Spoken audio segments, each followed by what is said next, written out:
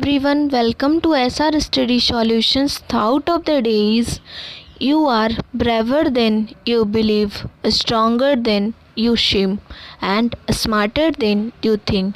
यानी आप अपने विश्वास से ज़्यादा अधिक साहसी हैं, जितने देखते हैं उससे ज़्यादा शक्तिशाली हैं और खुद को जितना सोचते हैं उससे कहीं ज़्यादा स्मार्ट हैं।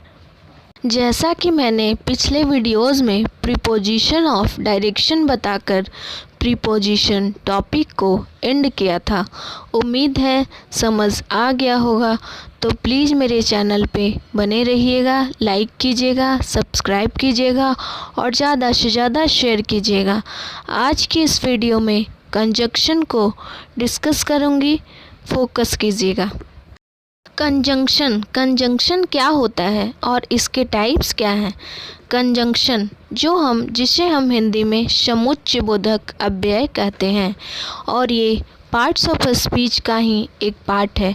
चलिए समझते हैं कंजंक्शन होता क्या है, इसके टाइप्स क्या हैं और इसके साथ साथ इस टॉपिक में ये भी सीखोगे कि कंजंक्शन किस तरह से प्रीपोजिशन से डिफरेंट है। चलिए समझते हैं कंजंक्शन क्या है। फर्स्ट ऑफ ऑल कंजंक्शन को डिफाइन करना चाहूँगी, देखिएगा। Conjunction is the word or a set of words that connects two words, phrases or clauses in a sentence. Conjunction वो वर्ड है या वर्ड का सेट है जो कनेक्ट करता है टू वर्ड्स को या फ्रेजेस को या फिर क्लाउजेस को। तो फ्रेजेस क्या होते हैं, क्लाउजेस क्या होते हैं, वो मैं बताना चाहूँगी, देखिएगा। फ्रेजेस जो होते हैं उनमें सब्जेक्ट और वर्ब नहीं होता और जो क्लाउजेस जो होते हैं उनमें सब्जेक्ट और वर्ब होते हैं। हिंदी में हम कह सकते हैं कंजंक्शन क्या होता है। ऐसे शब्द होते हैं जो दो शब्दों, वाक्यांशों या खंडों को जोड़ देते हैं। कुछ एग्जाम्पल्स के थ्रू समझाने की कोशिश करूँगी, देखिएगा। आई लाइक मैंगोज़, मुझे आम पसंद है। आई लाइक एप्पल्स, मुझे सेब भी पसंद है।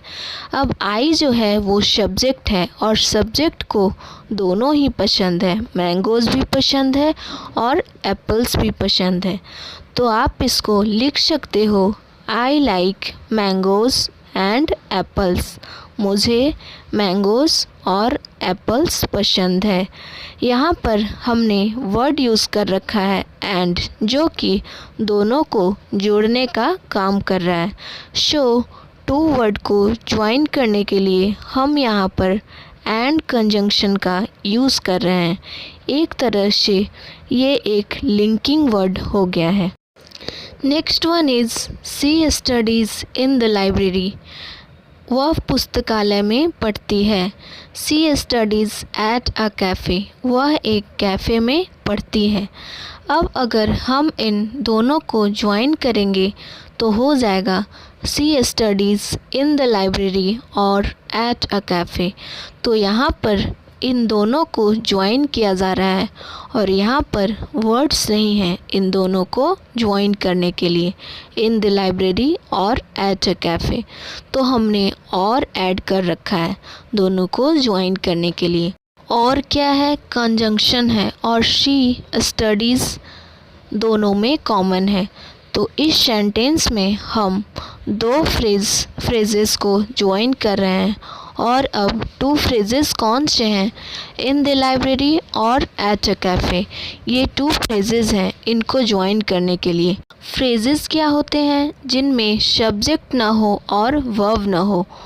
तो दोनों ही फ्रेजेस में ना ही सब्जेक्ट है और ना ही वर्ब है, इसलिए जो कनेक्टिंग वर्ड है यानी जो कंजंक्शन है जिसको एक सेंटेंस में ज्वाइन कर रहा है। सो यहाँ पे याद रखना है कि जो कंजंक्शन है उसको हम लिंकिंग वर्ड भी बोलते हैं और ये या तो टू वर्ड्स को ज्वाइन करता है या टू फ्रेजेस को ज्वाइन करता है या फिर टू क्लाउजेस को ज्वाइन करता है किसी भी सेंटेंस में। तो अब देखिए फ्रेज और क्लाउज का जो डिफिनेशन है वो आपको याद रखना है, फ्रेज और clause. First of all phrase क्या होते हैं उन्हें डिफाइन करना चाहूँगी, देखिएगा। phrase. It is a group of words and does not have a subject and a verb. ये वर्ड्स का ग्रुप होता है जिसमें ना ही सब्जेक्ट होता है और ना ही वर्ब होते हैं. For example, in the town. अब ये एक फ्रेज़ है. इस फ्रेज़ में ना ही सब्जेक्ट है और ना ही वर्ब है. Next one is clause. Clause क्या होते हैं उसे डिफ़ाइन करना चाहूँगी, उसके बाद एग्जाम्पल्स के थ्रू समझाना चाहूँगी. देखिएगा. Clause. A clause is a group of words that does not have both a subject and a verb. Some clauses are independent. They express a complete thought. Some clauses are dependent. They cannot stand alone. Clause वो word का group होता है जिसमें subject भी होता है और verb भी होता है. कुछ क्लाउजेज जो होते हैं वो इंडिपेंडेंट होते हैं, मीन्स उनका मीनिंग होता है और वो अपनी मीनिंग के लिए किसी दूसरे पे डिपेंड नहीं होते. उस सेंटेंस का ही फुल मीनिंग उस सेंटेंस में कंप्लीट होता है और वो अपनी थॉट के लिए दूसरी सेंटेंस पर डिपेंड नहीं होते. अपनी थॉट को एक्सप्रेस करने के लिए दूसरे पे डिपेंड नहीं होते.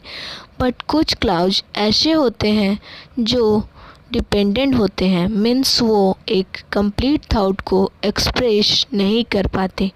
For example, when I came here. ये खुद पे डिपेंड नहीं है, दूसरे पे डिपेंडेंट है अपनी थॉट को एक्सप्रेस करने के लिए. जब मैं यहाँ आता हूँ, तो यहाँ पर ये एक डिपेंडेंट क्लाउज है कि जब मैं यहाँ आता हूँ तो क्या होता है, तो ये डिपेंडेंट है, ये किसी दूसरे सेंटेंस पे डिपेंडेंट है. ऐसे ही एक और एग्जांपल बताना चाहूँगी. देखिएगा. She put it on the table. अब इस सेंटेंस में आपकी पूरी इन्फॉर्मेशन मिल रही है, आपको पूरी इन्फॉर्मेशन मिल रही है कि उसने इस टेबल पे रखा, तो ये एक कंप्लीट थॉट को एक्सप्रेस कर रहा है, इसलिए इंडिपेंडेंट क्लाउज है. तो आपको ये याद रखना है डिपेंडेंट क्लाउज क्या होते हैं और इंडिपेंडेंट क्लाउज क्या होते हैं, फ्रेज और क्लाउज में क्या डिफरेंस है, ये सब आपको याद रखना है, पता होनी चाहिए. Conjunction also comes at the beginning of a sentence. यानी कंजंक्शन किसी भी सेंटेंस के बिगनिंग में भी आ सकता है. For example, because I woke up late today I went to office without eating breakfast. क्योंकि मैं आज लेट उठा इसलिए मैं ब्रेकफास्ट बिना खाए ऑफिस चला गया. तो यहाँ पर बिकॉज एक कंजंक्शन है जो कि सबसे पहले यूज़ कर रखा है. तो हम ये भी देखेंगे कि किस तरह से पहले ये यूज़ किया जाता है और किस तरह से भी सेंटेंस में कॉमा यूज़ किया जाता है, कहाँ यूज़ किया जाता है. तो चलिए गाइज, आज की वीडियो में मैंने कंजंक्शन, फ्रेज, क्लाउज बताने की कोशिश की. उम्मीद है समझ आ गया होगा. तो प्लीज़ मेरे चैनल पे बने रहिएगा, लाइक कीजिएगा, सब्सक्राइब कीजिएगा और ज़्यादा से ज़्यादा शेयर कीजिएगा. Thanks for watching all. अब मैं आज की वीडियो को यहीं पे एंड करती हूँ. मिलूँगी नेक्स्ट वीडियो में टाइप्स ऑफ कंजंक्शन के साथ. तब तक के लिए love you all. Take care. Bye bye.